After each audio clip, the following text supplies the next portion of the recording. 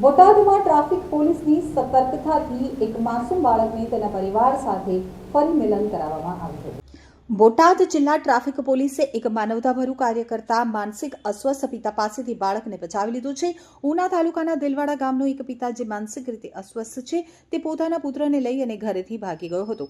આ પિતા પુત્ર બોટાદ એસટી ડેપો સુધી પહોંચ્યા હતા તો બસ સ્ટેશન ઉપર હાજર જાગૃત નાગરિકોને આ પિતાની વર્તણૂક શંકાસ્પદ લાગતા તેમણે તુરંત પોલીસને જાણ કરી હતી.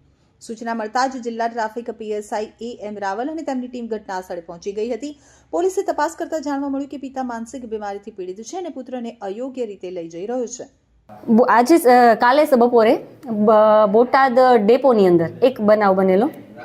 એની અંદર બોટાદ ડેપોના અમુક એસટીના કર્મચારીઓ, પછી એક ભરવાડ છે ગોવિંદભાઈ સભાડ અને એક છે જયેન્દ્રસિંહ લીંબડ કરીને, એ લોકોને એવું થોડુંક અજુગતું હોય એ પ્રકારનું એક કહેવાય વાતાવરણ જોવા મળેલું કે એક બાળક છે એ સતત રડે છે, એના ફાધર પાસે જાય છે, એના ફાધર એના બાળકથી પીછો છોડાવવા પ્રયત્ન કરે છે અને બાળક એના પિતા સાથે અસુરક્ષિત હોય, ટૂંકમાં એ રીતનું વાતાવરણ હતું.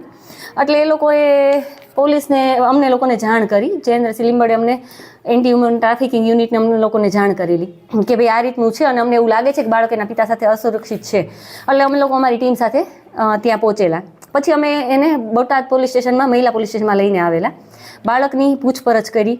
એના ઉપરથી એવું જાણવા મળ્યું કે ભાઈ, અને એ જે એનો ફાધર છે એ થોડાક તો માનસિક સ્થિતિ બરોબર ના હોય એવી લાગતા એને Botad police station, town police સ્ટેશનમાં મૂકેલા. પછી અમને પૂછપરછ ઉપરથી થોડો એવો અંદાજ આવ્યો કે ભાઈ ઉના તાલુકાનું દેલવાડા ગામ છે, ત્યાંના લોકો આ કદાચ રહેવાસી છે. એટલે એ વેરીફાઈ કરવા માટે અમે દેલવાડા ઉના પોલીસ સ્ટેશનનો અને દેલવાડા સરપંચનો બધાનો સંપર્ક કર્યો.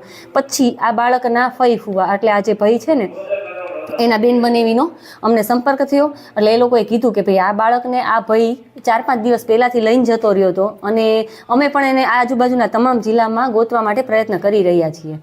બરાબર. એટલે અમે એ લોકોને પછી બોલાવ્યા અહીંયા અને વ્યવસ્થિત કાઉન્સેલિંગ કર્યું, એના ફાધરનું વ્યવસ્થિત કાઉન્સેલિંગ કર્યું, તમામના નિવેદન લઈ અને એના પરિવારને આ બાળકને અમે સોંપી આપેલ છે. તો પોલીસે તાત્કાલિક કાર્યવાહી કરતા બાળકના પરિવારનો સંપર્ક સાધ્યો હતો અને બાળકને સુરક્ષિત રીતે તેના પરિવારજનોને સોંપ્યો હતો. આ સમગ્ર ઘટનામાં બોટાદ જિલ્લા ટ્રાફિક પોલીસની સતર્કતા અને ત્વરિત કાર્યવાહીને કારણે એક બાળકને તેના પરિવાર સાથે પુનર્મિલન શક્ય બન્યું હતું. પીએસઆઈ રાવલે જણાવ્યું કે પોલીસની પ્રાથમિક ફરજ લોકોની સુરક્ષા અને સહાય છે, જે આ કેસમાં સફળતાપૂર્વક નિભાવવામાં આવી છે.